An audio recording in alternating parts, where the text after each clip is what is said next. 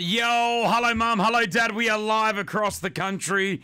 Good morning on a beautiful Wednesday, just gone 8:05. Hey, he's in studio right now. Give him a big round of applause. Amir Khan! Thank you, Chris. His own billboard. There is an event tonight that you're going to be at as well, Havana Nights down there at 5 with Barclay Assets, which Correct. you're working closely with the guys from there, is that right? Yeah, me and Barclay Assets have been working together for the last couple of fights. Okay. They did the last fight as well as one of the main sponsors for the fight. And it's always great to work with a company that works hard and wants to be on top and wants to be the best. You know, Sure. That's something I want to be. That's something I try to do. And obviously, we be doing the same thing. Really, they're very enthusiastic and they want to be the best. Like I said. Okay, fight that just happened 2 weeks ago. Obviously, people are coming at you on social network. You was it third round? No, it went up to 6. Was it the 6th It round? was 6, yeah. And, I wasn't even breathing. I mean, I just got into the game. Look, can't take nothing away from Terence Crawford. Great fighter. Very technical. But getting hit below the belt, especially when you're a mover and you know someone's going to keep coming, it does weaken you. And he hit me below the belt. It was clearly below the belt. And obviously, there's one rule in New York that is they don't stop fights or they don't disqualify with a low shot. Now, I didn't know this. Obviously, I've never really thought of throwing a low shot. So when I was hit with that, they said to me that you've got 5 minutes. So I was taking my 5-minute break. And then before you know it, I have my trainer coming in. My trainer wanted the fight to stop. He said, look, no. So why did he? Do you know why? Were you wanting the fight to stop? No, not at all. Because a lot of people are calling you out, going on. Yeah. You quit willingly. I was watching the fight live, and I had at 5 minutes. no point did I see you say, I'm down. You were just going through the blow of getting smashed underneath. I was just recovering. I had 5 minutes. I think a minute went by. We had 4 minutes to go. And when you hit with a shot like that, you don't know what's going on. So obviously, I was just staying strong, and I knew that after 4 minutes, I can be back in the fight again.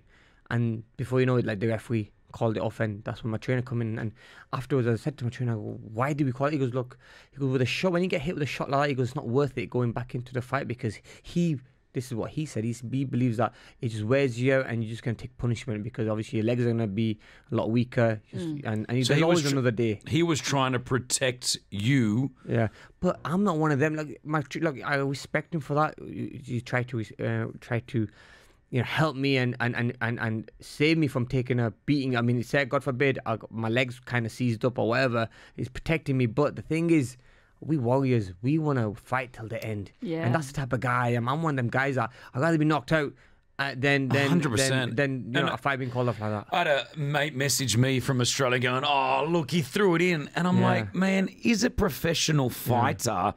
The last thing he would ever want to do as a fighter was to throw in the towel. You'd rather get knocked out in that ring. And I said that in the press conference as well. 100%. And that's what frustrates me. I obviously follow you on Instagram and we know each other somewhat. I get frustrated. I'm wanting to reply to the keyboard warriors. We worked so hard in training camp and it was like day in, day out, one of the hardest training camps I had.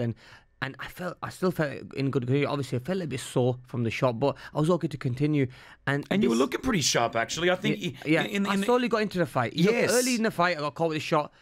I was a bit cold, but as I started getting my timing right, look, I never knew he was that technical. I didn't know he was that long with his shots because he was very long.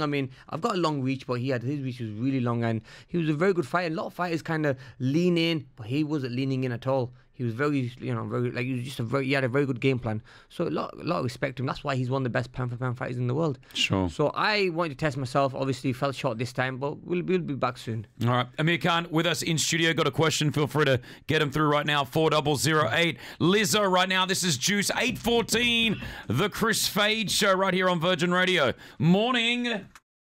Function. Have you ever met someone that you were like, oh my gosh, I'm meeting this. Muhammad Ali. Yeah, oh my gosh. I met him twice. You met Muhammad Ali twice.